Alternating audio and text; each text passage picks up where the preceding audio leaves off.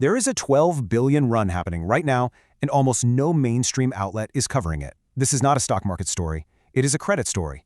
And credit is how businesses survive, how pensions grow, and how the next crisis starts. The banks are fine. The problem is in the $2 trillion system that replaced them, built with zero stress tests, zero capital buffers, and zero public disclosure.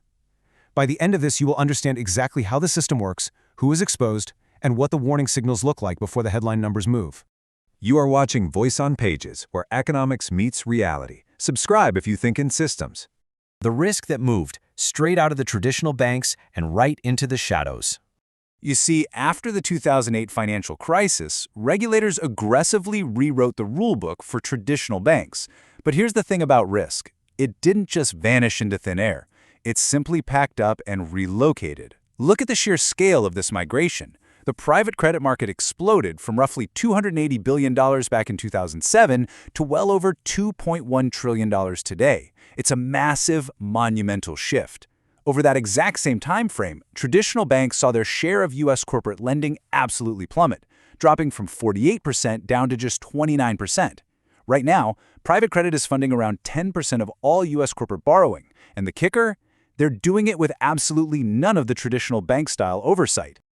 The regulator's paradox. An entirely unaudited shadow system operating in plain sight.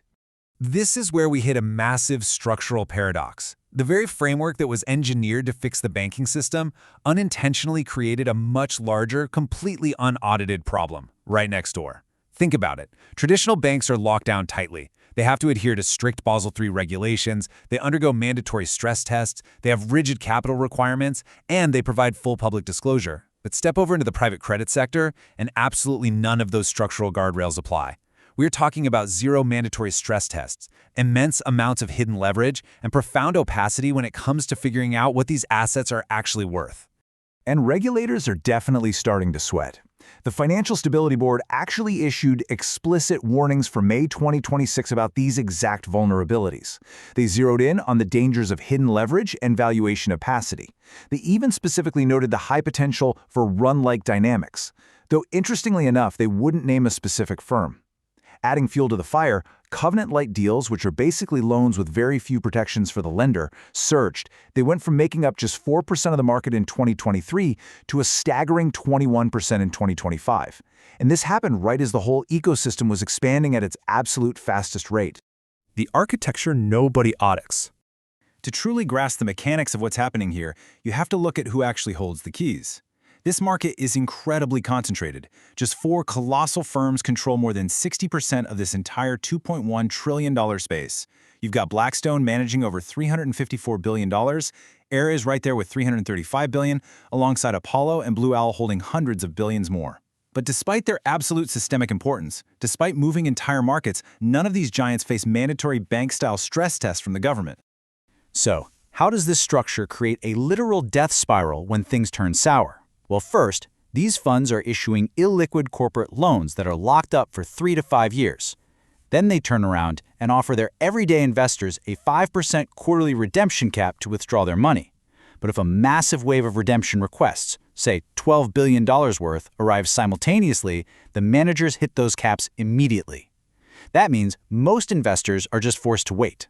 It's exactly like a massive $2 trillion dam built with zero inspection requirements, and right now, it is raining heavily. When the structural integrity of an asset is questioned, human behavior takes the wheel.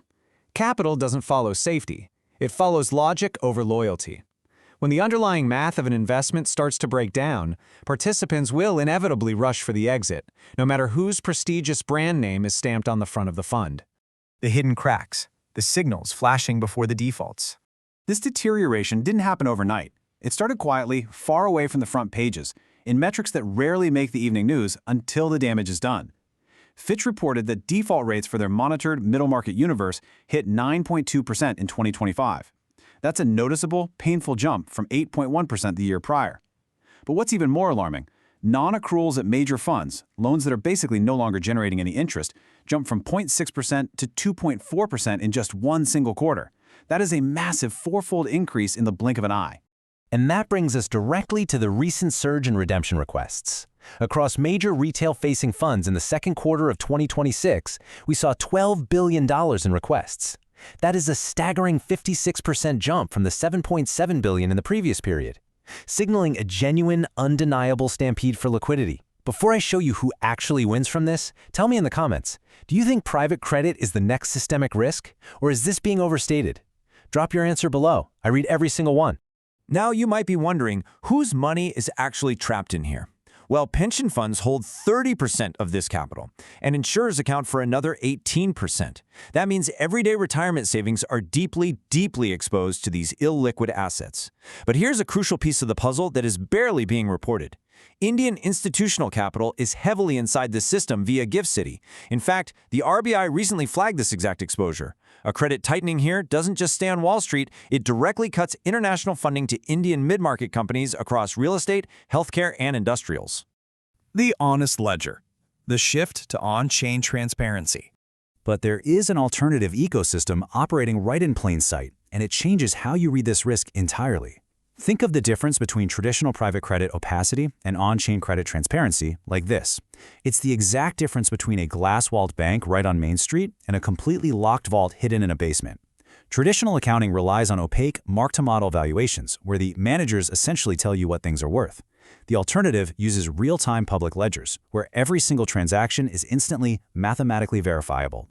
Looking at the data for mid-2026, we are seeing $18.5 billion in active on-chain loans. Platforms like Maple Finance are leading the charge at $2.1 billion, alongside Centrifuge, Clearpool, and Goldfinch. Every single loan is logged on a public ledger in real time. There are absolutely no quarterly dates locking you in. Now, it's still under 1% of the traditional market size, but allocators are absolutely starting to notice.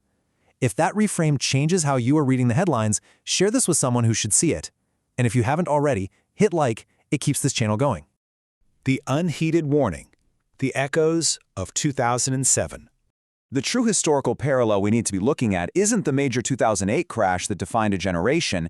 It is August 9, 2007. That was the exact day BNP Paribas suddenly froze withdrawals, and shadow banking conduits just seized up.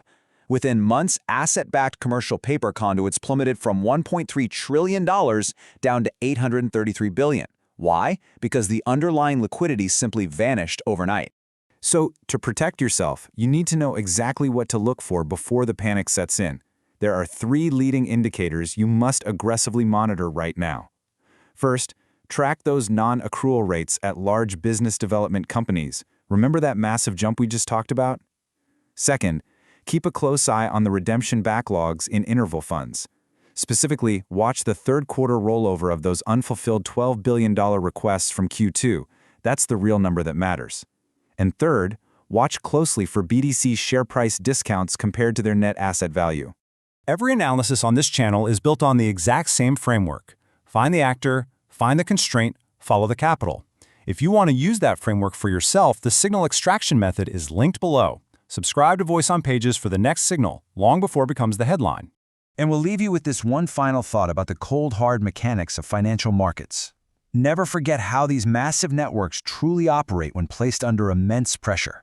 Because in the end, capital doesn't have loyalty. It has logic.